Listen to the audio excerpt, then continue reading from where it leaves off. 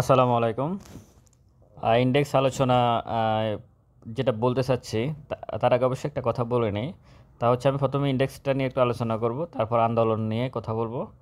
আর এরপরে আমি মার্কেটে আসলে পরিস্থিতি কী হচ্ছে এখন? মার্কেটে কী করা উচিত? ব্যাংকের কী অবস্থা বা অন্য সেক্টরগুলোর কী অবস্থা এটা নিয়ে একটু কথা বলতে চাচ্ছি। প্রথমে আমি ইনডেক্স নিয়ে যদি বলি ৮৩ পয়েন্টের মতো মাইনাস ৩৬৮ কোটি টাকার লেনদেন। অ্যাডভান্স ১৮০টা, ডিক্লাইন ১৫৫টা, আর আনচেঞ্জ হচ্ছে ৫৪টা। তো টপে ফুয়াং সিরামিক্স, ফুয়াং ফুড আর আরডি ফুড। মোটামুটি মানে মার্কেটে আজকে বেশ কিছুদিন ধরে কিন্তু ব্যাংকের শেয়ারগুলো অনেক বেশি ভালো করছে। আজকে একটু মানে বিভিন্ন সেক্টরের শেয়ার ভালো করছে।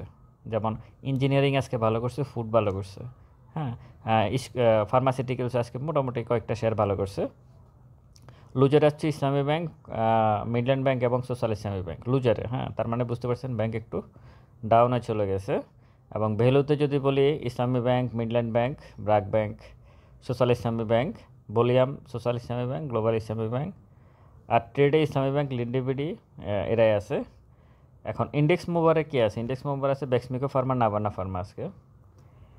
আর ইন্ডেক্স নেগেটিভ প্লাস করার ক্ষেত্রে বেক্সমিকো ফার্মা এবং নাভানা ফার্মা, আর নেগেটিভ করার ক্ষেত্রে ইসলামী ব্যাংক আর স্কয়ার ফার্মা। ইসলামী ব্যাংক আজকে ইন্ডেক্সকে 40 পয়েন্টের মতো নিজেই মাইনাস করে দিচ্ছে। এক ব্যাংকেই 40 পয়েন্টের মতো মাইনাস করে দিচ্ছে।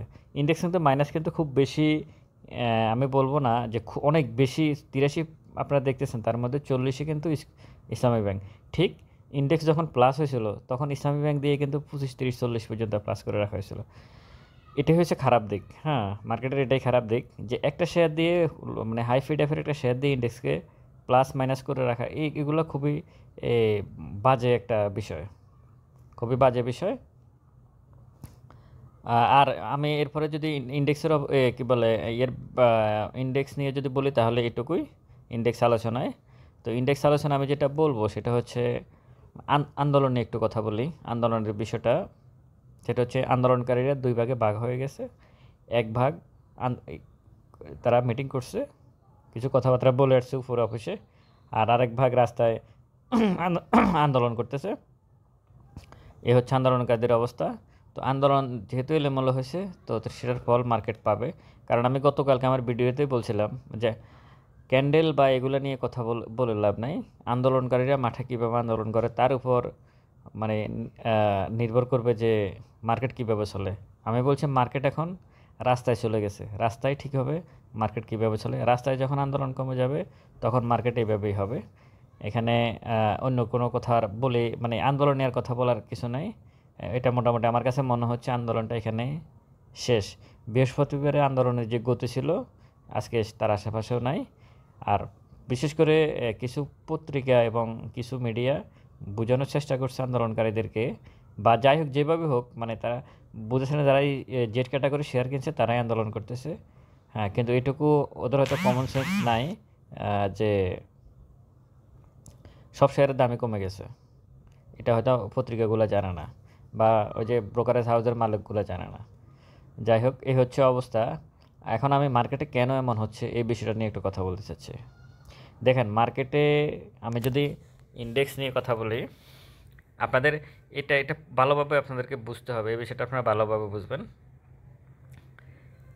এইখান থেকে ৬,৪০০ থেকে ইন্ডেক্স যখন ৫,১০০ পড়ছে, ৫,১০০ নেমে আসছে, এর ভিতরে মার্জিন ঋণ যারা নিয়েছেন তারা মার্কেট থেকে আউট হয়ে গেছেন। মার্জিন ঋণ নেওয়া হয় মূলত মার্কেট যখন ভালো থাকে। তো এর ভিতরে এখানে মার্জিন ঋণ নেওয়া হয়েছে।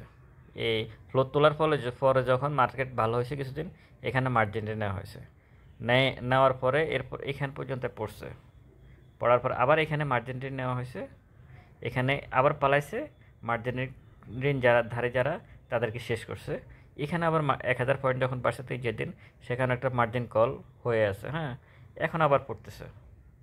এটাই হচ্ছে মূলত মূল বিষয়। হ্যাঁ, তো আপনারা মার্জিন ঋণ নেওয়ার সময় একটু সাবধানে থাকবেন। এটা নিয়ে আমি একটা ভিডিও দেবো মার্কেট আসলে এই মুহূর্তে কী হচ্ছে। আমি শুধু একটা কথা বলবো, যারা ক্যাশ কোডের বিনিয়োগকারী আছেন তারা শেয়ার সেল করবেন না। এটা হচ্ছে মূল কথা। আর ইন্ডেক্স নিয়ে যদি আরেকটু বলি, এই ইন্ডেক্সের অবস্থা আমি গতকালকে বলছিলাম, একটা আমার শর্ট ভিডিও ছিল যে সবুজ ক্যান্ডেল মানেই শেয়ার বাই নয়, সবুজ ক্যান্ডেল মানে বাউন্স ব্যাক না। ক্যান্ডেলটা খুবই ভালো, আমি বলছি না যে এখান থেকেও বা ব্যাক করে উপরে যেতে পারতো, এখান থেকেও যেতে পারতো, কিন্তু সেটা কি হয়েছে, হয় না, কারণ মার্কেটের পুরো স্ট্রাকচারটাই এলোমেলো হয়ে গেছে মার্কেটের। আপনি এখানে ক্যান্ডেল বা ইয়ে দিয়ে এগুলো দিয়ে এখন মার্কেটের হিসেব করে লাভ নাই। আমি আমার ভিডিওতে গতকালকে বলছিলাম যে মার্কেট এখন রাস্তায়, মার্কেট স্ক্রিনে নাই। আপনি এখানে ক্যান্ডেল বা কী হয়েছে না হয়েছে এই বিষয়গুলো দিয়ে আপনি কিছুই করতে পারবেন না।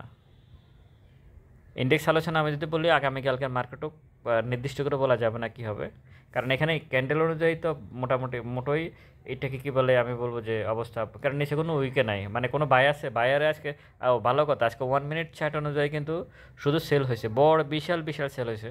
খুব সম্ভবত এটা ইসলামী ব্যাংক ছিল, কারণ যেহেতু সে 40 পয়েন্টের মতো ইন্ডেক্স মাইনাস করে দিয়েছে, তার মানে এখানে বিশাল বিশাল কয়েকটা সেল হয়েছে ইসলামী ব্যাংকের। তো এই হচ্ছে মার্কেটের বর্তমান অবস্থা। আপনারা আপনাদের বিনিয়োগকারী আপনারা বাই সেল করতে একটু সাবধানে করবেন। আপনি যত কিছুই করেন, আপনি এই মুহূর্তে ট্রেড করে যতবার ট্রেড করতে যাবেন ততবার আপনি ধাক্কা খেয়ে পড়ে যাবেন। যতদিন আপনি আজকে ট্রেড করতে আজকে কিনছেন, মঙ্গলবারে বিক্রি করবেন, আপনি ধাক্কা খেয়ে পড়ে যাবেন। কোনোভাবেই ট্রেড করার স্কোপ নাই। হ্যাঁ, এই মুহূর্তে ট্রেড বিনিয়োগ করারে যেখানে কঠিন অবস্থা, ভালো শেয়ার দেখে কিনলেও সেই শেয়ার দাম কমে যায়, সেখানে আহ, কোনো সাহসী ব্যক্তি এই মুহূর্তে ট্রেড করতে যাবে না। আর মার্কেটে কী হচ্ছে সেটা নিয়ে আমি একটা ভিডিও দেবো, ওটা খুবই ইম্পর্টেন্ট বিষয়। ওই ভিডিওটা আপনারা দেখবেন। আমি একটু গোছাই নিচ্ছি, তারপর কিছুক্ষণ পর আমি ভিডিওটা দেবো। আপনারা ভালো থাকবেন, দোয়া করবেন। আসসালামু আলাইকুম।